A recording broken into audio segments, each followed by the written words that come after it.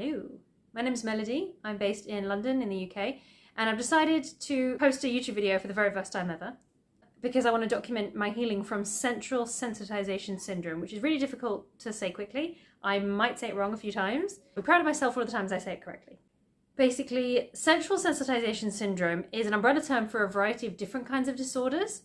You can have it in different parts of your body in different ways. Specifically for me though, I have it in my joints and my muscles and my bones. Basically, you have pain and your body creates pain as a response to something that could further injure you or to an injury you've already caused.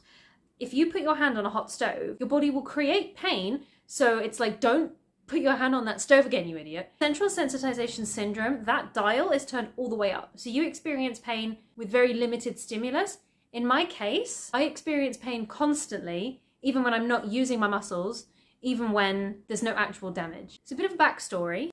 I've been in pain for a very long time. I have pain in both of my shoulders, but especially my left shoulder. I have lower back pain constantly, mid-back pain, and pain in my cervical spine in my neck.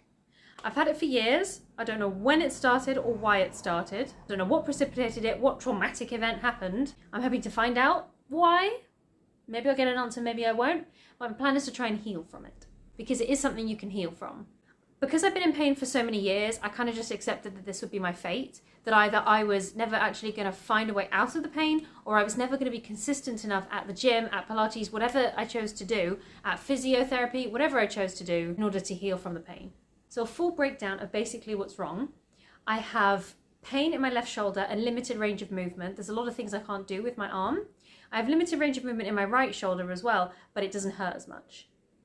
My left shoulder hurts when I use it, when I do any kind of movement, and sometimes it just hurts, just hanging there like a dead fish. I have constant pain in my lower back, in my lumbar, pain in my mid-back.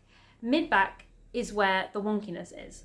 So basically, having now gone to the chiropractor about 6 times, the osteopath about 6 times, and the physiotherapist for about 6 times, the physiotherapist being the most useful thing that I did, I've been told a variety of things. But in totality, Central Sensitization Syndrome, I have functional scoliosis, which is basically where your spine is okay, the bones in your spine are fine, but the muscles on either side of your spine are weaker on one side than the other, and what it does is it pushes your spine to bend in a scoliosis type way, which can cause a lot of pain, and in my case it does.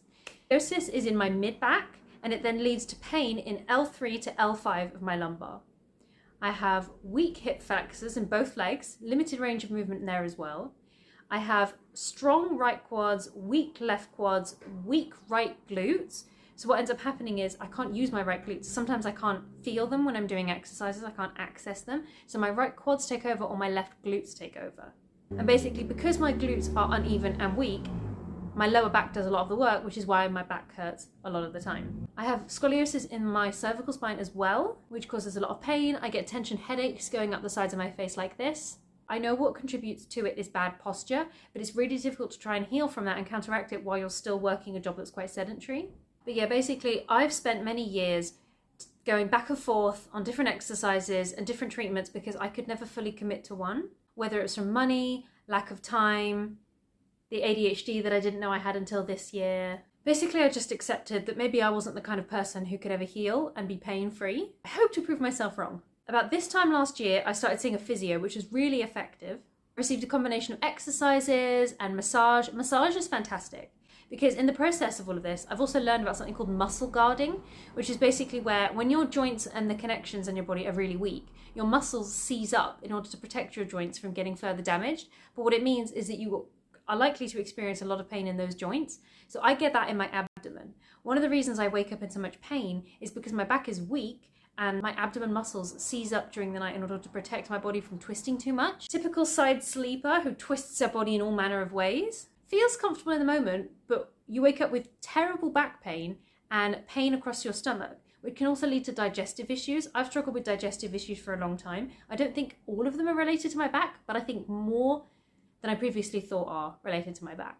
So I'm basically going to put up some pictures of what I look like. And you can see the wonkiness in my waist and my back. It doesn't have to look bad for you to feel like you're in a lot of pain. That's the Central Sensitization Syndrome.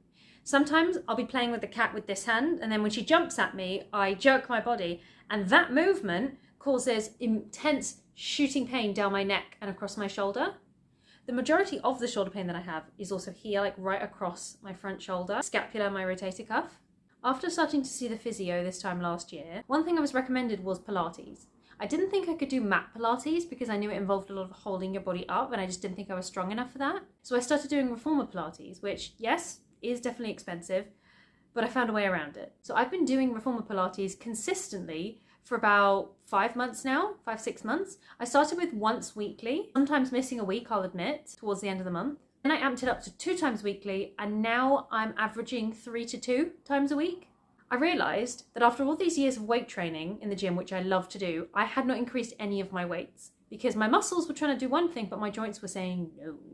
So after being in the gym for several years and loving it, despite the fact that I couldn't do very much, I decided to freeze my gym membership for 2 months and focus more on Pilates. So far, I've noticed some really interesting changes with Pilates. My pain levels are still the same because in its essence, Central Sensitization Syndrome is a nervous system disorder, but I have noticed my muscles getting stronger. I'm able to connect with my core muscle. You know when they say brace your core during exercises? I didn't know what that meant. I've learned some grounding techniques as well. I never used to understand when I would either be asked to meditate or at the beginning of Pilates, when we just lie flat and deep breathe, I did not understand the appeal. Now I totally do. And it's something I incorporate into my gym routines now that I'm back at the gym after 2 months. So yeah, so I did Pilates for about 6 months. I'm still doing it. I'm still doing it twice weekly, but then I found my way back to the gym because I missed it.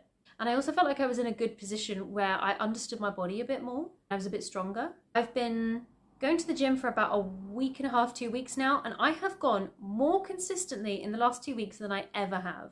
Also, a couple of weeks ago, a YouTuber that I really love called Melanie Murphy posted a video talking about her healing from a type of central sensitization disorder, different than mine, but I think it also comes under the umbrella term. And she worked with this practitioner called Howard Schubner, and he's written this book called Unlearn Your Pain, which is all about how our brain creates pain signals and creates the pain that we live with, not in a sort of all in your head kind of way, in a very real, tangible way. But now that we understand what causes it, for some disorders and issues, you can switch that off. And that was like a mind-blowing idea to me. I will let you know how the book goes.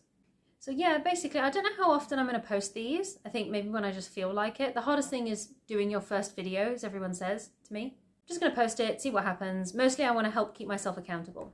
So currently where I'm at, I have more knowledge, which is really good.